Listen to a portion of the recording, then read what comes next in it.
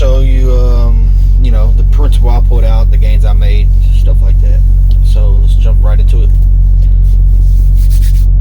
So I purchased $6.17 worth of Chevron in my stash account, and this came from me selling one share of Chevron out of my Charles Schwab account. So my profit I made off of one share was $6.17. So I took out my principal and I left my gains in the market. So now I have a fractional share of Chevron riding on house money, which is free stock, and I'll let that compound over time. Then Costco, I sold one share of Costco out of my Charles Schwab account as well. On this transaction, I did not make a profit. I took a small loss. Let me double check for you and see what kind of loss I took on that one. 1 second. Costco, I lost 68 cents. So not too bad. Take that any day, And then I purchased $3.03 of Adobe in my Robinhood. I sold one share of Adobe out of my Charles Schwab, and after looking at it, I was looking at the daily gains. So I went back and looked at the total gains, and it was actually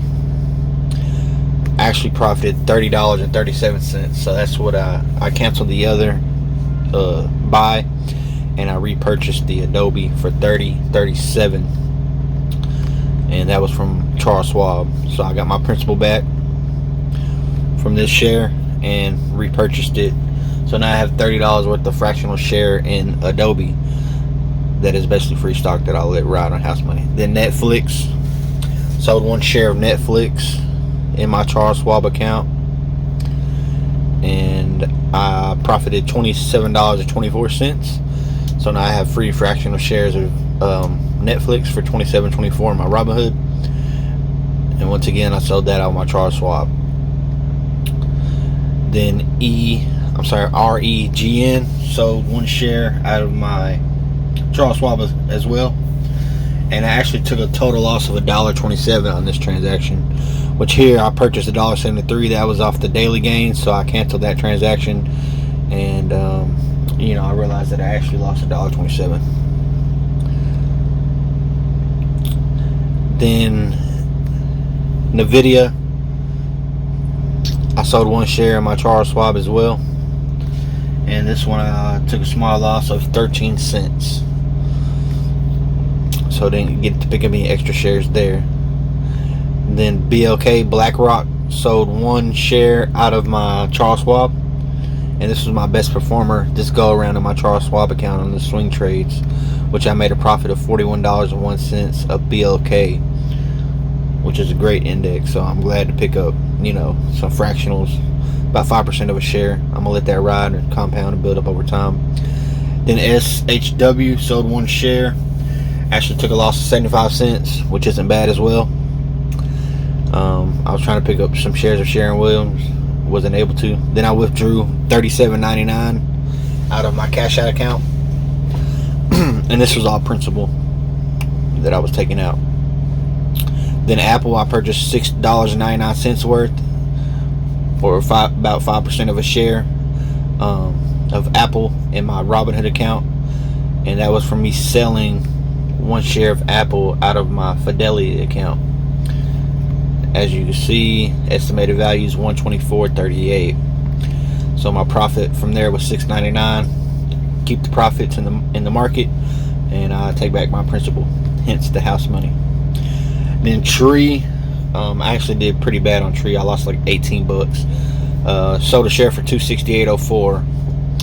This one was really beaten down. I'm gonna get back into it in January. Hopefully I can ride the wave back up and recover that $18 that I lost, even though I'm still up on the day and overall over the last 6 months of doing these swing trades. Then I sold $39 worth of Spotify on my Cash App, and I also made a profit on Spotify. I left those gains inside of the Cash App and took out my principal. Same thing with Adobe and Cash App. Took out my $40 principal. The gains that I had in Adobe, I left it in the Cash App as well. AMD, same thing. $41 worth of principal. Took it out the market, left the gains inside Cash App. So those are 3 different fractional shares of 3 different stocks, riding on house money as well. Then JNUG, I profited $1. I sold this out of my Webull account, 1 share for $113.51. $1 of that was profit, so I just purchased it in Robinhood and took out my principal. EA, purchased $14 worth of EA in my public account, and that was due to me selling 1 share of EA for $132.02 out of my Webull account.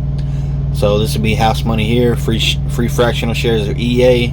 Just gonna sit in there, compound over time. I'll steady add to it every 30 to 90 days as I keep going with this strategy.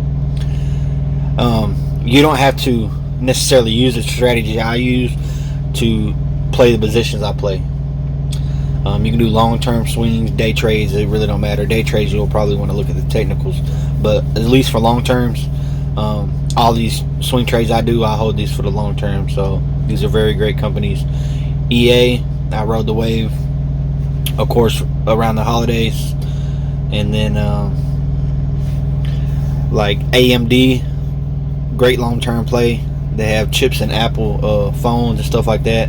Alibaba, one of the biggest Chinese stocks out there. Spotify is such a great stock, and it's a long-term play. I'm really happy that I got some more shares of Spotify, because in the long run, I think the thing's gonna go from, you know, around $1,000 something a share, probably up to around $3,000, in my opinion.